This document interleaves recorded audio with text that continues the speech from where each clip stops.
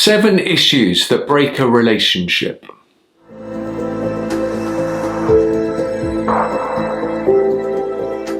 What's the key to a good relationship is one of the questions we are often asked at Love Relations. Finding your partner attractive, no money worries, shared interests. While these are all important, there are 7 issues or relationship flashpoints which trip up even the most harmonious of couples. It's not having to agree on these points which is the key. The key is discussing them with your partner. Only by discussion and honest communication can we work out where the compromise can be made, or acceptance needs to perhaps happen. In the work that we do, we encourage every couple, whether getting married, moving in together, or wanting to take their relationship to a deeper level, to spend some time thinking about the areas which cause disagreement or conflict with almost every couple. We call these the relationship flashpoints, and to ignore them is to store up trouble and resentments for the future. Flashpoint number 1, sex. It can be difficult to talk frankly about sex. That's why we encourage all our couples to talk about what's enough sex for each partner. What about mismatched libidos? What about if one partner wants to be more experimental? Loss of desire. How will this be handled? It's very common for one partner to want more sex than the other. But if this is never talked about and a way of working around this is sorted out, then enormous resentments grow. What does monogamy or fidelity mean to you and your partner? What are the boundaries? Where are they? Have you discussed them? What's okay? What's not okay? In our experience, the more honest couples can be, whether it's something they find unacceptable or something to try, the better, deeper and more trusting the sexual connection between two people becomes. Flashpoint number 2, money. Do you spend or save? Does your partner have the same attitude? Who's the higher earner? Do they pay the lion's share? Would you support your partner if he or she wasn't working? Many relationships in our experience evolve with no frank discussion about money.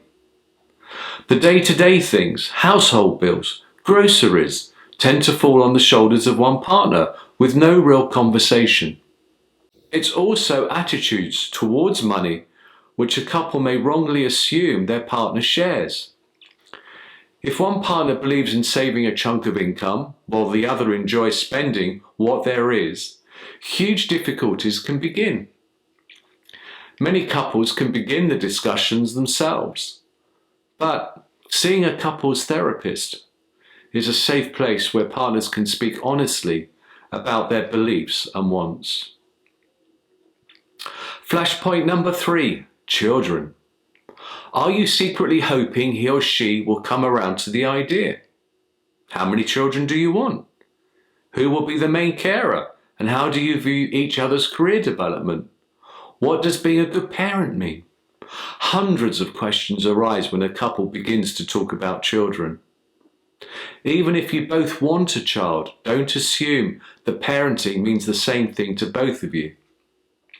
The fuller and the more honest the conversation, the better it seems. Couples should be really frank, try and acknowledge to their partner what sort of parent they want them to be, what they want to be different from their own parents. What support will the main carer give or expect from their partner in the early months of parenthood? What about the breadwinner? We urge all couples who come to our practice to talk about parenthood in the early days of their relationship, to think about the enormous changes their relationship will undergo. How will each of you make time for your partner and the relationship? Flashpoint number 4, family. It's not just the family we create, but the family we inherit when we get into a relationship.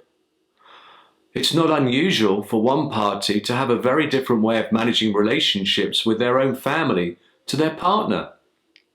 Again, we urge every couple to look at their family's style of relating and that of their partner. If one partner has an everyone round all the time or on the phone way of being with their family, there might be a clash if the other party has a more distant family relationship. Communication and compromise are the key. Work out how much contact and how much distance is right for you and your family. Is your partner happy with this? Does he or she expect the same level of contact? Couples really benefit from really talking about this one thoroughly. A relationship thrives when there is healthy and boundaried relationships. A relationship thrives when a healthy and boundaried relationship is fostered with the extended family. The key word being boundaried. But don't assume that this means the same for you as it does your partner. Flashpoint 5. Friends and socializing. This is just an extension of the family conversation.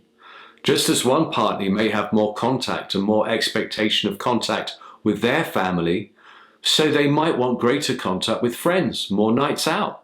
Some partners are inclusive with their social arrangements. The more the merrier. Another party might want time with his or her friends alone every so often. Don't make the mistake of thinking this will all work itself out by itself. Many couples come to us and the first resentment they share is, she's always out with her friends or he spends every weekend in the pub, but we never go out as a couple. Communication and compromise are vital once again. Couples can really benefit if they take some time out to talk about what they need. Talking about how you socialize together and apart is really important. A healthy couple does both, but there needs to be a mutual agreement so that these times can be fun and can also benefit the relationship. Then there's the old friend from hell. Most of us have one. Maybe let your partner see his or hers on their own. Sometimes socializing apart really is a good thing. Flashpoint 6. Religion and culture.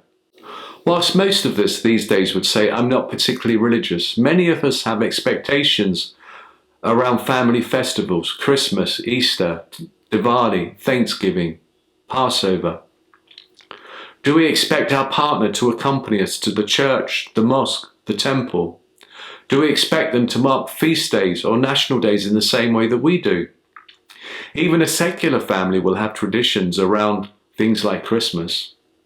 Part of becoming a couple is to nurture and enjoy your own rituals around these important dates in the calendar.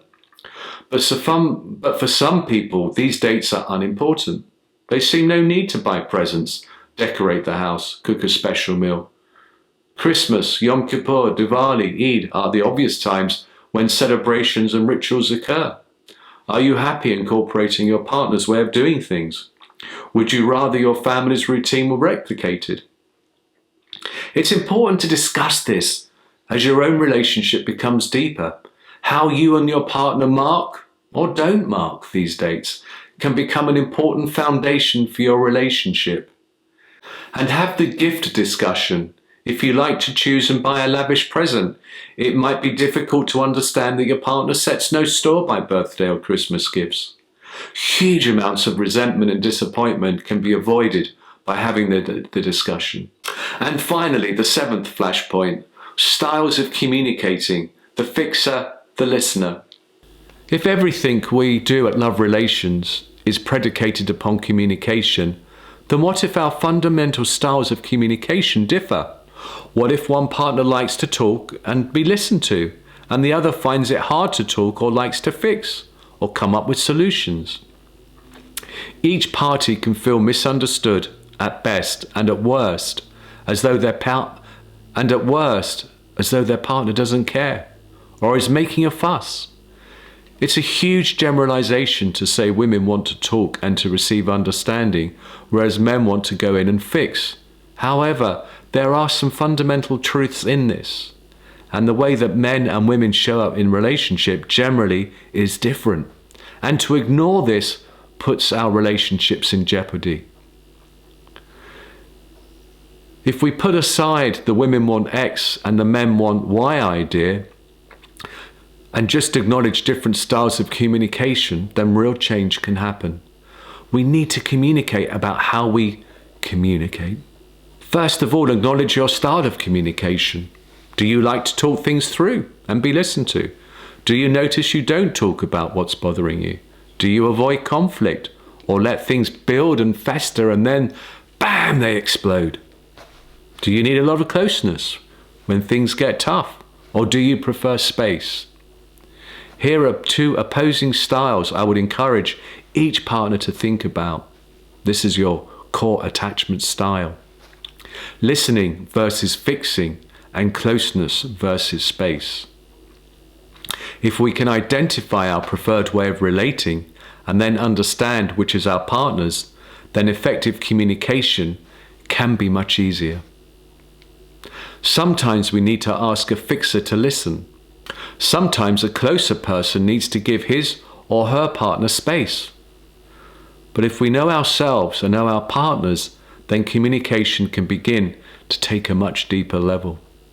So at Love Relations, we sometimes talk about this as flashpoint 1 through to 7.